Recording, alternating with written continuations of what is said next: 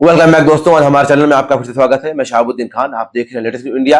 रुक करते हैं उत्तर प्रदेश की 25 छोटी बड़ी खबरों के साथ।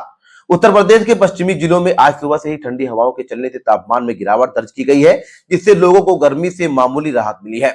मौसम विभाग ने अगले 24 घंटों में हल्की बूंदाबांदी की संभावना जताई है। लखनऊ में चारबाग रेलवे स्टेशन पर यात्री सुविधाओं को बढ़ाने के लिए नए एस्केलेटर और वेटिंग हॉल का उद्घाटन आज सुबह ही किया गया। प्रशासन का दावा है कि इससे त्योहार के सीजन में भीड़ को नियंत्रित करने में बड़ी मदद मिलेगी। प्रयागराज में गंगा और यमुना के जलस्तर की निगरानी के लिए जल शक्ति मंत्रालय ने नए हाईटेक सेंसर स्थापित किए हैं। ये सेंसर वास्तविक समय में डेटा कंट्रोल रूम को भेजेंगे ताकि बाढ़ जैसी स्थिति को पहले से ही निपटा जा सके। वाराणसी के काशी विश्वनाथ मंदिर में श्रद्धालुओं की बढ़ती संख्या को देखते हुए सुगम दर्शन के लिए नए कॉरिडोर नियमों को आज से लागू कर दिया गया है। अब भक्तों को कतारों में लगने के लिए डिजिटल पास की भी सुविधा उपलब्ध कराई जाएगी। गोरखपुर में निर्माणाधीन नए औद्योगिक पार्क का काम अपने चरम पर पहुंच गया है, जिससे स्थानीय युवाओं के लिए रोजगार के हजारों नए अवसर खुलने की उम्मीद है। मुख्यमंत्री मंत्रालय इस परियोजना की प्रगति की सीधी निगरानी कर सक रहा है। और आगरा में ताजमहल के आसपास बढ़ते प्रदूषण को रोकने के लिए नगर निगम ने आज से विशेष सफाई अभियान और इलेक्ट्रिक वाहनों के अनिवार्य उपयोग का दायरा बढ़ा दिया है। वायु गुणवत्ता सूचकांक को सुधारने के लिए पेड़ों पर पानी का छिड़काव भी किया जा रहा है।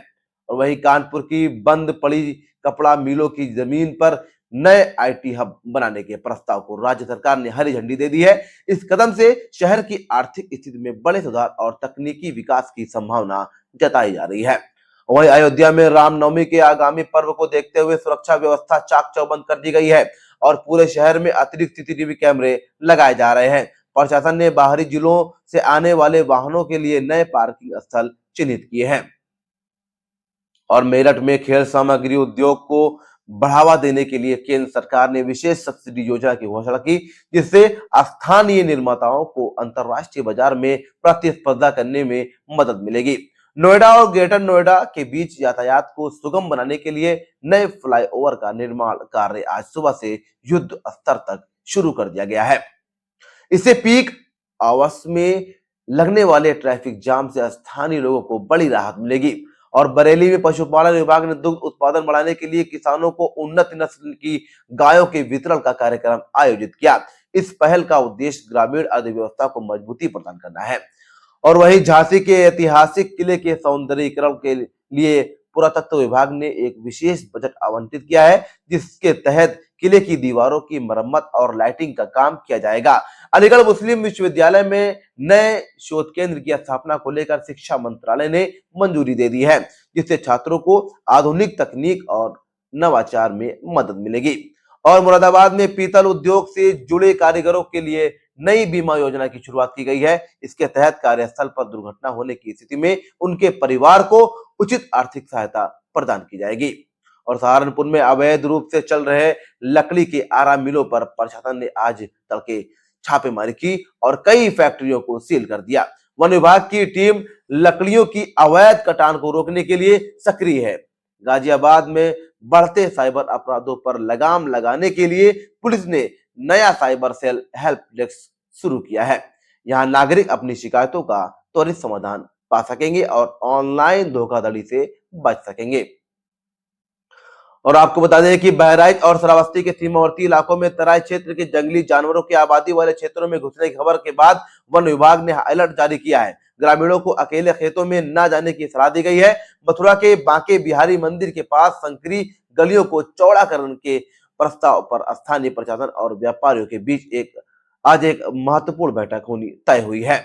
और इटावा के लॉयन सफारी में पर्यटकों की बढ़ती संख्या को देखते हुए नई सफारी बसों का संचालन शुरू किया गया है। प्रशासन का लक्ष्य इको टूरिज्म को बढ़ावा देना है।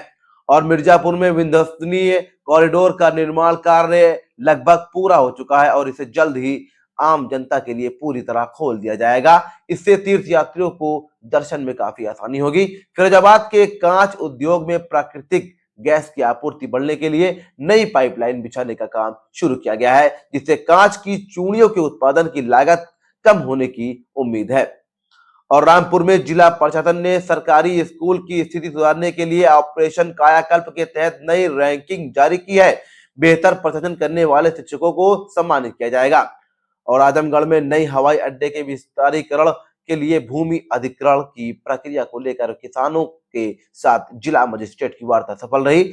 जल्द ही रनवे के निर्माण का कार्य गति पकड़ेगा।